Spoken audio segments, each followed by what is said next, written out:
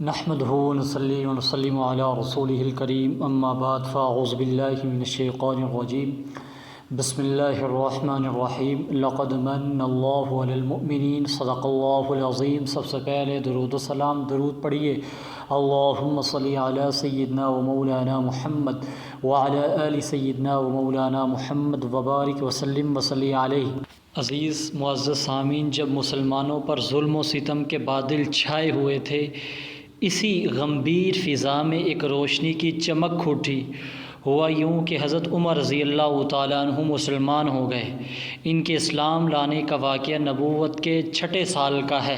ان کی طبیعت سختی اور رسول اللہ صلی اللہ علیہ وسلم سے فرط عداوت کا یہ حال تھا کہ ایک روز خود جناب محمد الرسول اللہ صلی اللہ علیہ وسلم کا کام تمام کرنے کی نیت سے تلوار لے کر نکل پڑے، لیکن ابھی راستے ہی میں تھے کہ نعیم بن عبداللہ عدوی یا بنی زہرہ یا بنی مخزوم کے کسی آدمی سے ملاقات ہو گئی۔ اس نے تیور دیکھ کر پوچھا، عمر کہاں کا ارادہ ہے؟ انہوں نے کہا کہ محمد صلی اللہ علیہ وسلم کو قتل کرنے جا رہا ہوں۔ اس نے کہا، محمد صلی اللہ علیہ وسلم کو قتل کر کے بنو ہاشم اور بنو زہرہ سے کیسے بچ سکو گے؟ حضرت عمر رضی اللہ تعالیٰ عنہ نے کہا، معلوم ہوتا ہے کہ تم بھی اپنا پچھلا دین چھوڑ کر بے دین ہو چکے ہو۔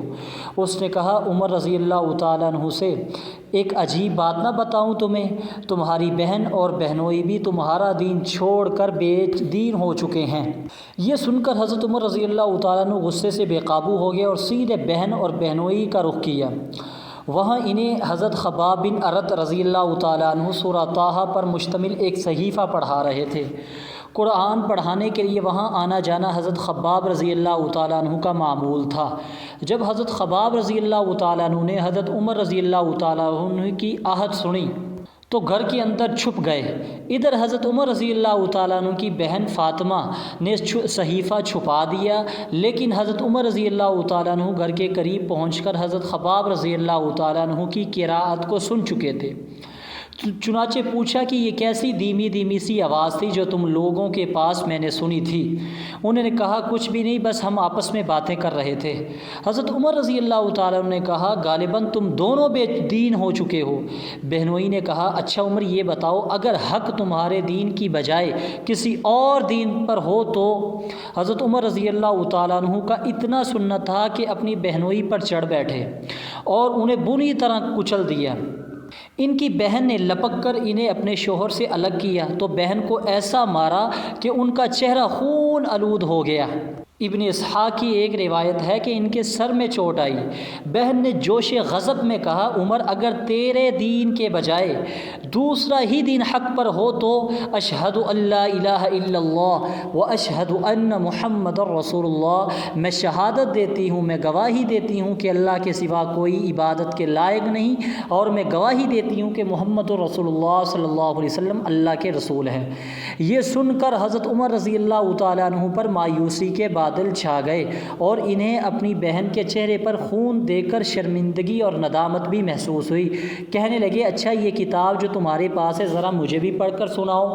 بہن نے کہا کہ تم ناپاک ہو، اس کتاب کو صرف پاک لوگ ہی چھو سکتے ہیں، اٹھو غسل کرو۔ حضرت عمر رضی اللہ تعالیٰ عنہ نے اٹھ کر غسل کیا، پھر کتاب لی، بسم اللہ الرحمن الرحیم پڑھی۔ کہنے لگے، یہ تو بڑی پاکیزہ کتاب ہے۔ اس کے بعد سورہ طٰہٰ کی ابتدائی آیات پڑھی، اننی انا اللہ لا الہ الا انا فاعبدنی واقم الصلاۃ لذکری، یہاں تک پڑھا۔ کہنے لگے، یہ تو بڑا عمدہ اور بڑا محترم کلام ہے، مجھے محمد صلی اللہ علیہ وسلم کا پتہ بتاؤ۔ حضرت خباب رضی اللہ تعالیٰ عنہ حضرت عمر رضی اللہ تعالیٰ عنہ کی یہ فکریں سن کر اندر سے باہر آ گئے۔ کہنے لگے، عمر خوش ہو جاؤ، مجھے امید ہے کہ نبی صلی اللہ علیہ وسلم نے جمعے کی رات تمہارے متعلق جو دعا کی تھی کہ اے اللہ، عمر بن خطاب یا ابو جہل بن ہشام کے ذریعے اسلام کو قوت پہنچا، یہ وہی ہے۔ اور اس وقت نبی صلی اللہ علیہ وسلم کوہ صفا کے پاس والے مکان میں تشریف فرما ہیں۔ یہ سن کر حضرت عمر رضی اللہ تعالیٰ عنہ نے اپنی تلوار اپنے ساتھ لی اور اس گھر کے پاس آ کر دروازے پر دستک دی۔ ایک آدمی نے اٹھ کر دروازے کی دراز سے جھانکا تو دیکھا کہ عمر تلوار حمائل کیے ہوئے موجود ہیں۔ لپک کر رسول اللہ صلی اللہ علیہ وسلم کو اطلاع دی اور سارے لوگ سمٹ کر یکجا ہو گئے۔ حضرت حمزہ رضی اللہ تعالیٰ عنہ نے پوچھا، کیا بات ہے؟ لوگوں نے کہا کہ عمر رضی اللہ تعالیٰ عنہ ہیں۔ حضرت حمزہ رضی اللہ تعالیٰ عنہ نے کہا بس عمر ہے، دروازہ کھول دو، اگر وہ خیر کی نیت سے آیا تو اسے ہم خیر عطا کریں گے، اگر کوئی برا ارادہ لے کر آیا تو ہم اسی کی تلوار سے اس کا کام تمام کر دیں گے۔ ادھر رسول اللہ صلی اللہ علیہ وسلم اندر تشریف فرما تھے۔ آپ صلی اللہ علیہ وسلم پر وحی نازل ہو رہی تھی۔ وحی نازل ہو چکی تو حضرت عمر رضی اللہ تعالیٰ عنہ کے پاس تشریف لائے۔ بیٹھک میں ان سے ملاقات ہوئی۔ آپ صلی اللہ علیہ وسلم نے ان کے کپڑے اور تلوار کا پرتلہ سمیت کر پکڑا اور سختی سے جھٹکتے ہوئے فرمایا، عمر کیا تم اس وقت تک باز نہیں آؤ گے جب تک کہ اللہ رب العزت تم پر وہی ذلت اور رسوائی اور عبرتناک سزا نازل نہ فرما دے جیسی ولید بن مغیرہ پر نازل ہو چکی ہے۔ یا اللہ عمر بن خطاب ہے یہ، اے اللہ اسلام کو عمر کے ذریعے قوت اور عزت عطا فرما۔ آپ صلی اللہ علیہ وسلم کے اس ارشاد کے بعد حضرت عمر رضی اللہ تعالیٰ عنہ نے حلقہ باغوش اسلام ہوتے ہوئے کہا، اشہد ان لا الہ الا اللہ وانک رسول اللہ، میں گواہی دیتا ہوں کہ یقیناً آپ اللہ کے رسول ہیں اور یقیناً آپ اللہ کے رسول ہیں اور اللہ کے سوا کوئی عبادت کے لائق نہیں۔ یہ سن کر گھر کے اندر موجود صحابہ نے اس زور سے تکبیر کہی کہ مسجد حرام میں جو لوگ بیٹھے تھے انہوں نے بھی سن لی۔ معلوم ہے کہ حضرت عمر رضی اللہ تعالیٰ عنہ کی زور آوری کا حال یہ تھا کہ کوئی ان سے مقابلے کی جرت نہ کرتا تھا، اس لیے ان کے مسلمان ہو جانے سے مشرکین میں قہرام مچ گیا اور انہیں بڑی ذلت اور رسوائی محسوس ہوئی۔ دوسری طرف ان کے اسلام لانے سے مسلمانوں کو بڑی قوت، عزت، شرف، اعزاز اور مسرت، شادمانی حاصل ہوئی۔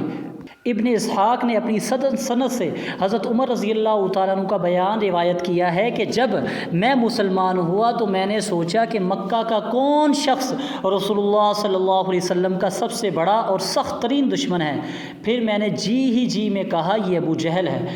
اس کے بعد میں نے اس کے گھر جا کر اس کا دروازہ کھٹکھٹایا، وہ باہر آیا اور دے کر بولا، اہلا و سہلا، مرحبا، خوش آمدید، کیسے آنا ہوا؟ میں نے ابو جہل سے کہا تمہیں یہ بتانے آیا ہوں کہ میں اللہ اور اس کے رسول محمد رسول اللہ صلی اللہ علیہ وسلم پر ایمان لا چکا ہوں اور جو کچھ وہ لے کر آئے ہیں میں اس کی تصدیق کر چکا ہوں۔ حضرت عمر رضی اللہ تعالیٰ عنہ کا بیان ہے کہ یہ سنتے ہی اس نے میرا رخ پر دروازہ بند کر لیا اور بولا، اللہ تیرا برا کرے اور جو کچھ تو لے کر آیا ہے اس کا بھی برا کرے۔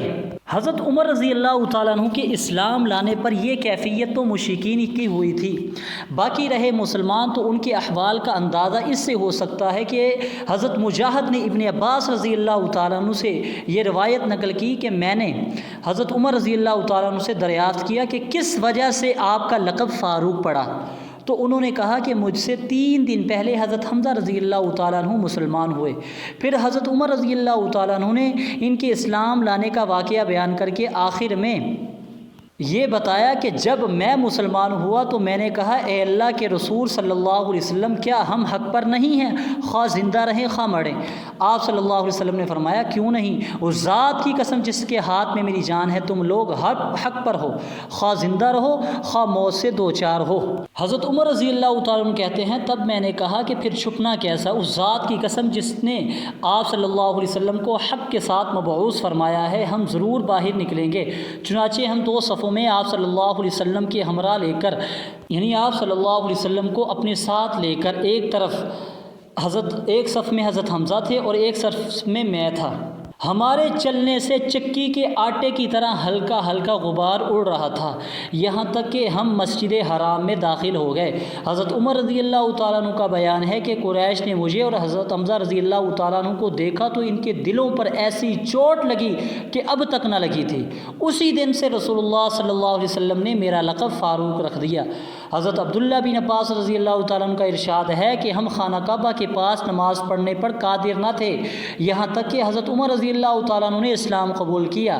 حضرت صہیب رومی رضی اللہ تعالیٰ عنہ کا بیان ہے کہ حضرت عمر رضی اللہ تعالیٰ عنہ مسلمان ہوئے تو اسلام پردے سے باہر آیا، اس کی اعلانیہ دعوت دی گئی۔ ہم حلقے لگا کر بیت اللہ کے گرد بیٹھے، بیت اللہ کا طواف کیا اور جس نے ہم پر سختی کی اس سے انتقام لیا اور اس کے بعض مظالم کا جواب دیا۔ حضرت عبداللہ بن مسعود رضی اللہ تعالیٰ عنہ کا بیان ہے کہ جب سے حضرت عمر رضی اللہ تعالیٰ عنہ نے اسلام قبول کیا تب سے ہم طاقتور اور باعزت رہے۔ معزز سامعین، حضرت حمزہ بن عبد المطلب اور حضرت عمر بن خطاب رضی اللہ تعالیٰ عنہما کے مسلمان ہو جانے کے بعد ظلم اور طغیان کے بادین چھٹنا شروع ہو گئے۔ مسلمانوں کو جو ظلم و ستم کا تختہ مشق بنانے کے لیے مشرکین پر جو بدمستی چھائی تھی، اس کی جگہ سوجھ بوجھ نے لینی شروع کی۔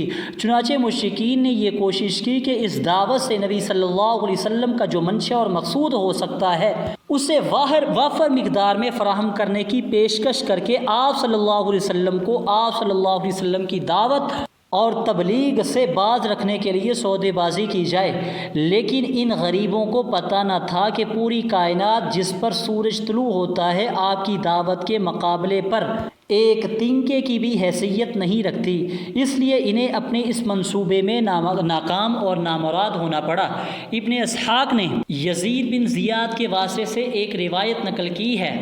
عتبہ بن ربیعہ جو قوم کا سردار تھا، ایک روز قریش کی مجلس میں اس نے کہا، اور اس وقت نبی صلی اللہ علیہ وسلم مسجد حرام میں ایک جگہ تنہا تشریف فرما تھے، کہ اے قریش کے لوگوں، کیوں نہ میں محمد صلی اللہ علیہ وسلم کے پاس جا کر ان سے گفتگو کروں اور ان کے سامنے چند امور پیش کروں، ہو سکتا ہے وہ کوئی چیز قبول کر لیں، تو جو کچھ وہ قبول کر لیں گے اسے دے کر ہم انہیں اپنے آپ سے باز رکھیں گے۔ یہ اس وقت کی بات ہے جب حضرت حمزہ رضی اللہ تعالیٰ عنہ مسلمان ہو چکے تھے، اور مشرکین نے یہ دیکھ لیا تھا کہ مسلمانوں کی تعداد بڑھ رہی ہے۔ چنانچہ مشرکین نے کہا، ابو الولید آپ جائیے اور ان سے بات کیجئے۔ اس کے بعد عتبہ اٹھا اور رسول اللہ صلی اللہ علیہ وسلم کے پاس جا کر بیٹھ گیا، پھر بولا، بھتیجے، ہماری قوم میں تمہارا جو مقام اور مرتبہ ہے اور جو بلند پایا نسب ہے وہ تمہیں بھی معلوم ہے۔ اب تم اپنی قوم میں ایک بڑا معاملہ لے کر آئے ہو جس کی وجہ سے تم نے ان کی جماعت میں تفرقہ ڈال دیا ہے، ان کی عقلوں کو حماقت سے دوچار قرار دیا ہے، ان کے معبودوں اور ان کے دین کی عیب چنی کی ہے، اور ان کے آباء و اجداد گزر چکے ہیں، انہیں کافر ٹھہرایا۔ لہٰذا میری بات سنو، میں تم پر چند باتیں پیش کر رہا ہوں، اس پر غور کرو، ہو سکتا ہے کہ کوئی بات قبول کر لو۔ نبی صلی اللہ علیہ وسلم نے فرمایا، ابو الولید کہو، میں سنوں گا۔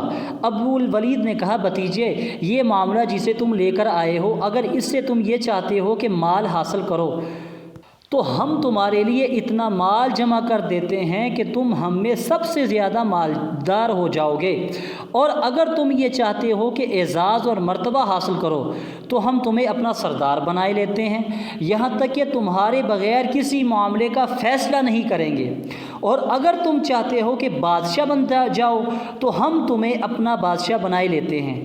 اگر یہ جو تمہارے پاس ہے اس سے الگ ہو جاؤ، اور اگر یہ جو تمہارے پاس کوئی جن بوت آتا ہے جسے تم دیکھتے ہو لیکن اپنے آپ سے دفع نہیں کر سکتے، تو ہم تمہارے لیے اس کا علاج تلاش کرتے ہیں۔ اس سلسلے میں ہم اپنا اتنا مال خرچ کرنے کو تیار ہیں کہ تم شفا یاب ہو جاؤ، کیونکہ کبھی کبھی ایسا ہوتا ہے کہ جن بوت انسان پر غالب آ جاتا ہے اور اس کا علاج کروانا پڑتا ہے۔ عتبہ یہ باتیں کرتا رہا اور نبی صلی اللہ علیہ وسلم سنتے رہے۔ جب فارغ ہو چکا تو آپ صلی اللہ علیہ وسلم نے فرمایا، ابو الولید تم فارغ ہو گئے ہو؟ اس نے کہا، ہاں۔ آپ صلی اللہ علیہ وسلم نے فرمایا، اچھا اب میری سنو۔ اس نے کہا، ٹھیک ہے سنوں گا۔ آپ صلی اللہ علیہ وسلم نے فرمایا، بسم اللہ الرحمن الرحیم، حامیم تنزیل من الرحمن الرحیم۔ سورہ حامیم سجدہ کی ابتدائی آیات تلاوت فرمائی۔ رسول اللہ صلی اللہ علیہ وسلم آگے پڑھتے جا رہے تھے اور عتبہ اپنے دونوں ہاتھ پیچھے زمین پر ٹیک کر چپ چاپ سنتا جا رہا تھا۔ جب آپ صلی اللہ علیہ وسلم سجدے کی آیت پر پہنچے تو آپ صلی اللہ علیہ وسلم نے سجدہ کیا، پھر فرمایا، ابو الولید تمہیں جو کچھ سنا تھا سن چکے، اب تم جانو اور تمہارا کام جانے۔ عتبہ اٹھا اور سیدھا اپنے ساتھیوں کے پاس آیا۔ اسے آتا دیکھ کر مشرکین آپس میں ایک دوسرے سے کہنے لگے، خدا کی قسم ابو الولید تمہارے پاس وہ چہرہ لے کر نہیں آ رہا جو چہرہ لے کر گیا تھا۔ پھر جب ابو الولید آ کر بیٹھا تو لوگوں نے پوچھا، ابو الولید پیچھے کی کیا خبر ہے؟ اس نے کہا، پیچھے کی خبر یہ ہے کہ میں نے ایک ایسا کلام سنا ہے کہ ویسا کلام واللہ میں نے کبھی نہیں سنا۔